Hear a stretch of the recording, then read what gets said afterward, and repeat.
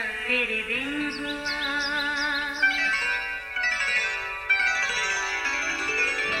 नया फिर दिन हुआ, पुरानी रात का करे सो शुक्र हम खुदा की जात का, खुदा की जात का नया फिर दिन हुआ। आज की आयत और वो नविश्ता ये है मिने मिने तकील ओ फरसीन, और इसके मानी ये हैं यानी खुदा ने तेरी ममलकत का हिसाब किया और उसे तमाम कर डाला। तकील यानी तू तराजू में तोला गया और कम निकला।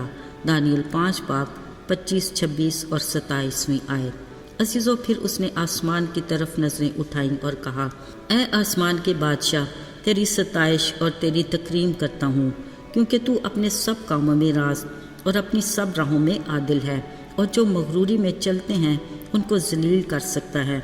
अजीज़ों, ये अल्फाज बाबल के बादशाह नबूकदनेस्सर के हैं, जो उसकी ज़िंदगी के तजर्बे को बयान करते हैं। एक बार उसने बड़े फ़ख्र और गुरूर से कहा, क्या ये बाबल आज़म नहीं जिसको मैंने अपनी तवानाई की कुदरत से तामीर किया? ये मेरे जाओ जलाल का नमूना है। फिर हुआ ये, इसी घुमंड की उसे सज़ा मिली।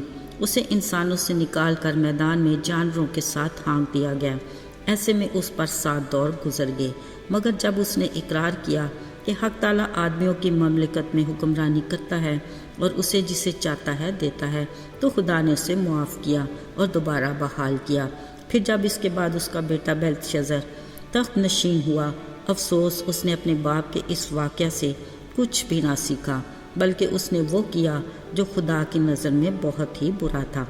वो ऐसे कि अपनी तख्त नशीनी की खुशी में उसने अपने 1000 उम्रा की धूमधाम से ज़ियाफ़त की। उसने सोने चांदी के उन ज़रूफ़ में मैनोशी की जो उसका बाप नबूकदनेस्सर यरूशलेम की हैकल से निकाल कर लाया था। मैनोशी के साथ उसने सोने चांदी, पीतल, लोहे, लकड़ी और पत्थर के बुतों की हम की। अभी ये जश्न अपने अरूज पर था कि अजीब वाक़या पेश आया। हुआ ये कि आदमी के हाथ की उंगलियों ने शमादान के मुकाबिल शाही महल की दीवार पर कुछ लिखा। क्या लिखा ये तो बादशाह की समझ में ना आया, मगर लिखते हाथ को देखकर बादशाह के चेहरे का रंग उड़ गया। उसके ख्यालात उसे परेशान करने लगे। कमर के जोड़ ढीले पड़ गए और घुटने एक दूसरे से टकराने लगे। बादशाह ने उसी वक़्त चिल्लाकर नजूमियों, कसदियों, फालगिरों को बुलाकर इस नविश्ता को पढ़ने और मतलब बयान करने को कहा। इसके लिए उसे बड़े इनाम का भी ऐलान किया कि उसे इरगवानी खिल्लत दी जाएगी, गर्दन में ज़रीन तोक पहनाया जाएगा और वो ममलकत में 3रे दर्जे का हाकिम भी होगा। बावजूद इसके कोई भी बादशाह के मसले का हल बयान न कर सका और उसकी परेशानियों में मज़ीद इजाफा होता गया।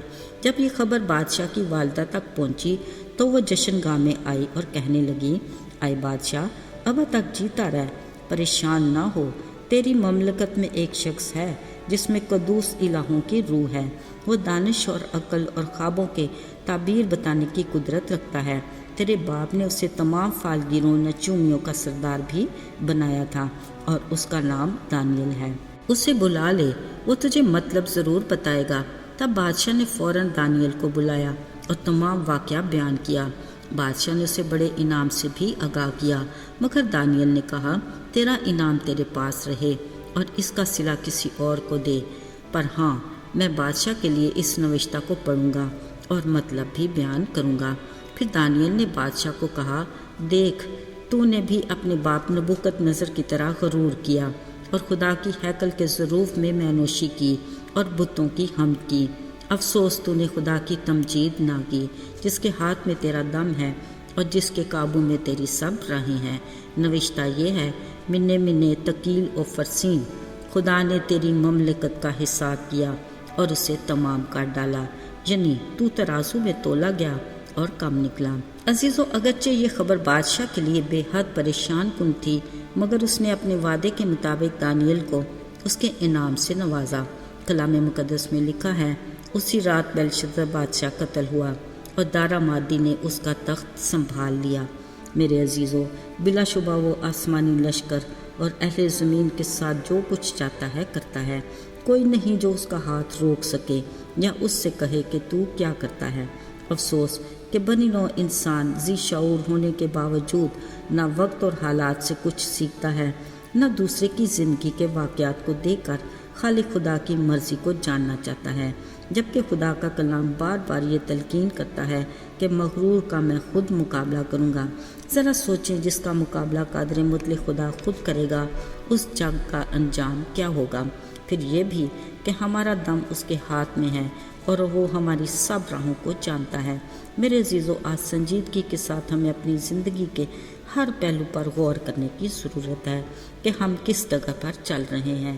اگر تو ہم تنگ راستے کے مسافر ہیں تو پھر تسلی رکھیں کہ اس کی منزل ہمیشہ کی زندگی اور خدا سے رفاقت کا مقام ہے۔ دوسری صورت میں ہمیں سوچنے کی ضرورت ہے۔ یاد رہے، آج نجات کا دن ہے، یہی مقبولیت کا وقت ہے۔ ایسا نہ ہو کہ خدا ہمیں بھی کہے کہ تو ترازو میں تولا گیا مگر کم نکلا۔ آئیے دعا کریں۔ آسمانوں کے خدا، بحر و بر کے خالق و مالک، ہر چیز تیرے اختیار میں ہے۔ توفیق عطا کر کے ہماری زندگی تیری مرضی کے مطابق گزرے تاکہ ہم تیری خوشنودی حاصل کر سکیں۔ یسوع کے مقدس اور مبارک نام میں آمین۔